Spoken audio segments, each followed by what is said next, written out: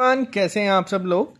आज हम बात करेंगे जेके बैंक पीओ प्रीलिम्स की डे 4 यानी कि 29 नवंबर को सारी की सारी शिफ्ट का एनालिसिस लेके मैं आया हूं। इससे पहले हम 3 दिन जो आपका एग्जाम हुआ उस पर डिस्कस कर चुके हैं क्या क्या चीजें हैं। तो आज जो चीजें आई हैं आपके सामने, डिफिकल्टी लेवल क्या था, सेफ अटेम्प्ट क्या था और एक्सपेक्टेड कट ऑफ क्या जा सकता है, उसी पे हम बात करेंगे। तो चलिए बात करते हैं डायरेक्ट, बिना ज्यादा टाइम वेस्ट किए। तो सबसे पहली सेक्शन जो आप लोगों के सामने थी वो थी आपकी इंग्लिश। अब यहाँ पे आज चीजें किस तरह से हुई हैं, आपको मैंने 3 दिन का जो बताया था, डे 1 में जो इंग्लिश का लेवल था वो काफी अच्छा था, बहुत ही ज्यादा अच्छा था।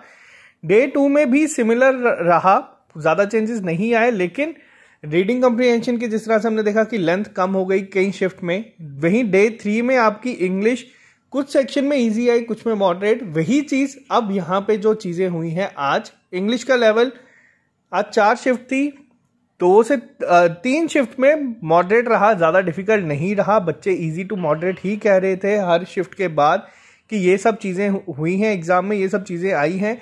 लेकिन आज यहाँ पे अब एक चीज का आपको ध्यान देना है, अभी तक मैक्सिमम लोगों को पता चल चुका है जेके बैंक का जो इस बार पीओ प्रीलिम्स का पेपर सेट हुआ है वो किस तरीके से हुआ, मैं आपको बताता हूं। एग्जाम में आपको 3 सेक्शंस पूछी गई हैं, इंग्लिश, रीजनिंग, क्वांट।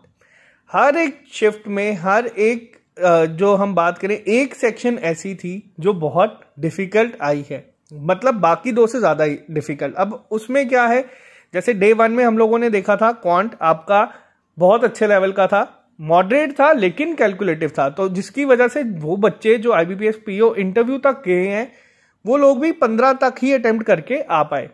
फिर डे 2 में क्या हुआ, हम लोगों ने देखा क्वांट का लेवल कहीं ना कहीं थोड़ा सा स्लाइटली इजी हुआ, इतना भी नहीं लेकिन थोड़ा सा इजी हुआ, बट रीजनिंग में पजल्स आना ज्यादा शुरू हो गई और कल भी और आज भी कुछ शिफ्ट में रीजनिंग डिफिकल्ट आई। अब यहां पे क्या चीजें हैं मैं आपको बताता हूं। जिस शिफ्ट में इंग्लिश डिफिकल्ट आई है उस शिफ्ट में बच्चों के अटेम्प्ट किस रेंज में है, उस शिफ्ट में बच्चों के अटेम्प्ट है 50 to 55। ये मैं आपको सेफ अटेम्प्ट आप बता रहा हूं सेक्शन वाइज, जिसमें जो सेक्शन डिफिकल्ट आई है उसके अकॉर्डिंग। इंग्लिश अगर जिसकी सेक्शन में डिफिकल्ट है वो 50 to 55 करके आया है। वहीं अगर हम बात करें क्वांटिटेटिव एप्टीट्यूड, जहां पे मॉडरेट टू डिफिकल्ट था और साथ में कैलकुलेटिव था, वहां पे बच्चों के अटेम्प्ट कौन सेक्शन में गिरे हैं। आज भी इंग्लिश सेक्शन में कुछ बच्चे ऐसे थे जो कह रहे थे बहुत इजी है, 25 से 26 तक वो अटेम्प्ट करके आए हैं। कुछ शिफ्ट में इंग्लिश डिफिकल्ट है, आप प्रेडिक्ट नहीं कर सकते कि आपकी शिफ्ट में कौन सी सेक्शन किस तरीके से आएगी। ये हमने एक चीज अभी तक सीखी है।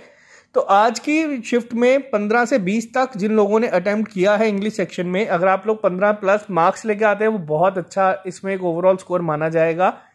वही हम बात करते हैं दूसरी सेक्शन की, क्वांटिटेटिव एप्टीट्यूड। क्वांटिटेटिव एप्टीट्यूड में क्या फर्क रहा है, जो स्टार्टिंग में जब आपका पेपर स्टार्ट हुआ था तब बहुत डिफिकल्ट आना शुरू हुई थी, कई शिफ्ट में रॉन्ग नंबर सीरीज आ रही थी, back to back wrong number series आ रही थी। उसके बाद अब सिंप्लीफिकेशन नहीं दिखा, कईयों को अप्रोक्सीमेशन कुछ भी नहीं दिखा, तो उन शिफ्ट के बच्चों के अटेम्प्ट जो थे वो 10 से 12-15 की रेंज में हुए।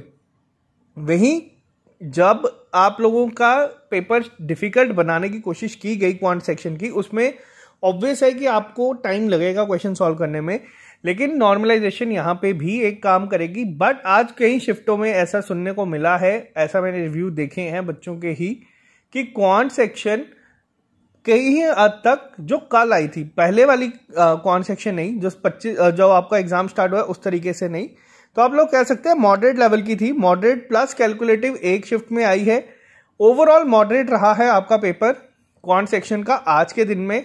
वहीं हम बात करते हैं तीसरी सेक्शन यानी कि रीजनिंग। अब फर्क क्या है, देखो आपकी सेक्शन है 3, इंग्लिश, क्वांट और रीजनिंग। या तो आपकी जब इंग्लिश डिफिकल्ट हुई है उस वजह से क्या हुआ, बच्चों के अटेम्प्ट और मार्क्स में बहुत फर्क पड़ेगा। जब आपकी क्वांट डिफिकल्ट हुई है तब भी आपका जो अटेम्प्ट है वो कम हुआ है। जब आपकी रीजनिंग डिफिकल्ट हुई है, आज क्या हुआ है, आज की शिफ्ट में रीजनिंग डिफिकल्ट करने के लिए 5-5 पजल डाल दी गई है। लेकिन जब आपकी इंग्लिश और क्वांट इजी आ जाती है, आप लोग 25-26 अगर इंग्लिश में कर रहे हो और अगर आप 20 तक यहां से कर रहे हो, तो आप रीजनिंग में अगर 20 तक टच कर रहे हो तो अपने आप बच्चों का अटेम्प्ट 60 प्लस ले जाएगा।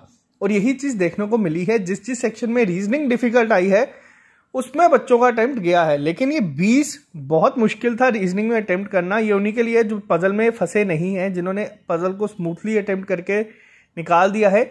बहुत सारे बच्चों का आज ये भी रिव्यू मिला है कि जो लोग क्वांट और इंग्लिश में करके आए हैं लेकिन उनके 8 से 10 तक ही सिर्फ रीजनिंग में अटेम्प्ट हो पाए हैं, वो पजल में टाइम वेस्ट कर गए। इसीलिए मैंने आपको बिल्कुल बेसिक चीज स्टार्टिंग में भी बताई थी।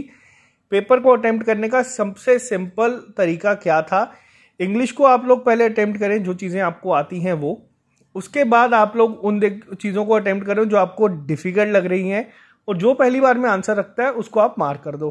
कौन सेक्शन में अगर आपको लग रहा है पेपर लेंथी है, कैलकुलेटिव है, तो आप लोग पहले इजी चीज़ें ढूंढो ताकि आप 10 से 12 तक अपना अटेम्प्ट कर लें। उसके बाद आपके पास अगर टाइम बचता है तो आप करें।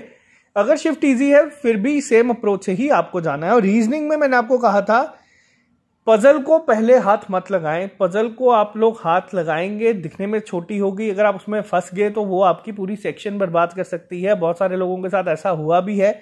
आप लोग अगर 8 से 10 क्वेश्चन अटेम्प्ट करके आ रहे हैं एग्जाम में, आपके अंदर खुद ही इतना कॉन्फिडेंस आ जाता है कि आप लोग फिर आराम से 1 या 2 पजल भी कर ले, वो मोर देन सफिशिएंट होगा आपका कट निकालने के लिए। आज की शिफ्ट में अगर हम आज की बात करें तो जो सेफ अटेम्प्ट अगर मैं बोलूं, जिन जिन सेक्शन में रीजनिंग डिफिकल्ट आई है, बच्चे वहां पे 55 प्लस अटेम्प्ट करके आए हैं पेपर में। और पेपर का अटेम्प्ट टाइम के साथ बढ़ता जा रहा है, क्योंकि अभी जो 3 से 4 दिन हो चुके हैं आप लोगों को, तो लोगों को, बच्चों को कहीं ना कहीं एक आइडिया हो चुका है कि आपको अटेम्प्ट किस तरीके से करना है पेपर। अब यहां पे क्या फर्क पड़ेगा, जो लोगों का स्टार्टिंग में पेपर था, आप लोग खुद देख लेना, नॉर्मलाइजेशन के मार्क्स आपको मिलेंगे। जिस तरीके से लास्ट 2 दिन में बच्चों के अटेम्प्ट बढ़े हैं आप लोगों से, तो इसका ज्यादा फर्क नहीं पड़ेगा। ओवरऑल कट ऑफ इसका कम ही जाएगा। अब यहां पे अगर मैं आपको बात करूं, मैंने आपको डे 1 के लिए भी आपको बोला था कट ऑफ आप मान के चले ज्यादा नहीं जाएगा। डे 2 पे भी मैंने कहा था नहीं जाएगा। डे 3 और डे 4 आपका कट ऑफ कहीं ना कहीं इसे 1 या 2-3 नंबर बढ़ाएंगे। लेकिन अब यहां पे जो आपका मेन क्रूशियल डे है, डे 5, जिन लोगों का लास्ट पेपर है 1 तारीख को, 1 दिसंबर को, मेरा भी उसी दिन है, आप लोगों को मैं सिर्फ यही चीज बोलूंगा, दिमाग में कोई भी चीज लेके मत जाएं कि आपको रीजनिंग में इतना अटेम्प्ट करना है, क्वांट में इतना अटेम्प्ट करना है, रीजनिंग में इतना अटेम्प्ट करना है। अगर आप ये टारगेट लेके जाएंगे तो हो सकता है जो बच्चों के साथ हुआ है वो आपके साथ भी हो। कोई आप प्रेडिक्ट नहीं कर सकते कि आपकी कौन सी सेक्शन जो है वो डिफिकल्ट आएगी। आपको बस ये अप्रोच लेके जानी है कि आप इजी पार्ट सारा करके आए और डिफिकल्ट को स्किप करें, तो आप बहुत ही जल्दी, बहुत ही ज्यादा अच्छा पेपर करके आएंगे। और जब डे 5 यानी कि 1 तारीख को आप लोगों का पेपर खत्म हो जाएगा, तब मैं आपको एक्सपेक्टेड कट ऑफ एक ओवरऑल बताऊंगा कितना जा सकता है और नॉर्मलाइजेशन से किस शिफ्ट में कितने मार्क्स तक बढ़ सकते हैं। तो ये मैं एक आइडिया आपको दे दूंगा। 3500 बच्चे इसमें शॉर्टलिस्ट होंगे, आप घबराएं मत, इतना ज्यादा भी नहीं जाएगा कट ऑफ आपका इसका। जिस भी बच्चे के 50 तक भी अटेम्प्ट है पूरी अच्छी एक्यूरेसी के साथ, आप सभी के चांसेस अभी तक है कि आप क्वालिफाई कर जाएंगे। वो मैं डे 1 और डे 2 वालों के बच्चों को कह रहा हूँ, या फिर जिनका डे 3 और डे 4 में डिफिकल्ट पेपर आया है उन लोगों को भी 50 तक अटेम्प्ट अगर आप लोगों के एक्यूरेसी के साथ है तो आपका ये पेपर 110% क्वालिफाई होगा।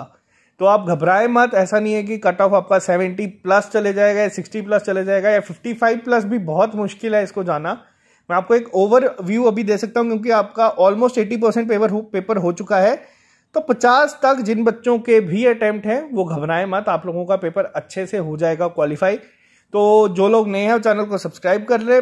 5वां जो दिन होगा यानी कि 1 दिसंबर लास्ट शिफ्ट है मेरी, तो मैं उसका एनालिसिस एक साथ ही लेके आऊंगा और पेपर देखूंगा किस तरीके से आ रहा है। तो 2 तारीख से जेके बैंक क्लर्क की क्लासेस यहाँ पे शुरू हो जाएंगी, फ्री ऑफ कॉस्ट होगा, किसी को कोई पैसा पे नहीं करना है। चैनल सब्सक्राइब करने के साथ बेल आइकन प्रेस कर देना। 30 दिन में किस तरीके से पेपर क्वालिफाई करते हैं वो हम लोग एक साथ देखेंगे। तो चलिए आज के लिए इतना ही, मिलते हैं आप लोगों से कल नए लेक्चर के साथ। Okay guys, bye bye, take care, all the best.